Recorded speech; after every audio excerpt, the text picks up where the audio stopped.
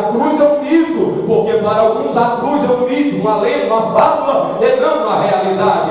Mas estudando a Bíblia Sagrada e observando o que Paulo pregou como sendo o Evangelho de Deus, ou o Evangelho de Cristo, nós vamos ver que a cruz não é só um símbolo, a cruz não é um mito, e a cruz não era simplesmente uma forma de execução romana, mas a cruz tornou-se o ponto central da vida e do ministério de Cristo, a tal ponto de nós podermos hoje expressar e dizer que sem cruz não há evangelho, sem cruz não há salvação, sem cruz não há perdão, sem cruz não há purificação, sem cruz não há salvação, sem cruz não há comunhão com Deus, sem cruz o homem está perdido. Logo, a cruz é essencial na história da redenção de Deus. Alguns pensam que Deus teve que incluir a cruz no seu plano na última hora. Alguns pensam que a cruz não estava no plano original de Deus. Aleluia, mas os que assim pensam estão enganados, porque a cruz está no propósito de Deus.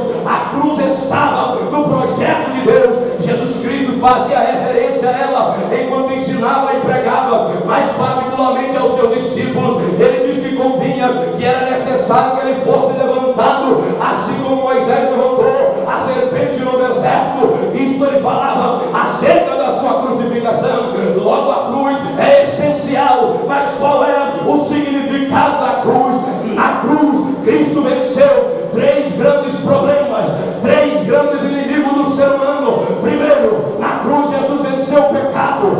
Segundo, na cruz Jesus venceu Satanás.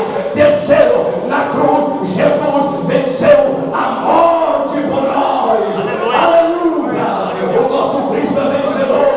O nosso Cristo é vencedor. O nosso Cristo é vencedor. O nosso Cristo é vencedor. Glória a Deus. Nós não servimos um Cristo que ainda está na cruz. Nós não servimos um Cristo fraco. Nós não servimos um Cristo pequeno. Nós não servimos um Cristo, aleluia, pequenino, não. Nós servimos um Cristo grande, um Cristo poderoso, um Cristo exaltado, um Cristo eterno, um Cristo glorificado, um Cristo maior do que tudo que nós possamos imaginar ou pensar. Ele é grande, ele é grande, ele é grande, é poderoso o nosso Cristo. Aleluia.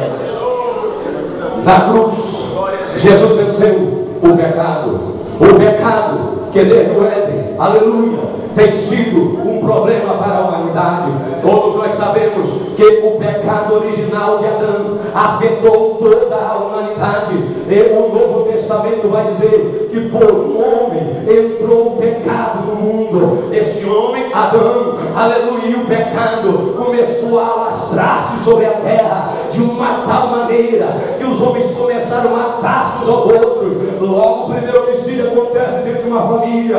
Caim mata o próprio irmão Abel. Isso fala da multiplicação do pecado na terra. Isso fala do poder destrutivo do pecado. Isso fala da facilidade com que o pecado se alastra e se dissemina na face da terra. O pecado é tal como câncer. O pecado não pode ser visto, mas os seus efeitos podem ser vistos. O pecado é tal como câncer, porque ele mata silenciosamente, ele se alastra e vai destruindo, vai corrompendo, vai matando. Assim é o pecado que esteve dominando a humanidade e que muitos ainda estão escravizados nele. Jesus venceu ele na cruz. Ora, por que Jesus venceu ele na cruz? Porque era necessário que houvesse uma purificação, era necessário que houvesse perdão para nós, era necessário, porque o homem não pode chegar a ser um Deus santo estando em pecado. O homem não pode se aproximar de Deus estando imundo, estando sujo, estando na desobediência, porque Deus é santo. Quando Deus expulsa Adão do Éden, se você observar o final do capítulo 3 do livro de Gênesis, você vai ver que Adão não queria sair do jardim. Deus teve que expulsar ele do jardim. É porque Deus fez isso, porque Deus é santo e Adão não podia continuar na presença santa de Deus, porque Deus sabia que a partir daquele dia os homens iam pecar mais e mais, e Deus se veria obrigado a destruí-los, porque a santidade de Deus, irmão, ela fulmina, ela mata os que estão em pecado irreverente diante dele. Mas se Deus é santo, ele também é misericordioso, e Deus, na sua misericórdia, enviou a Jesus Cristo desde o céu, desde a sua santa morada, para padecer por nós na cruz.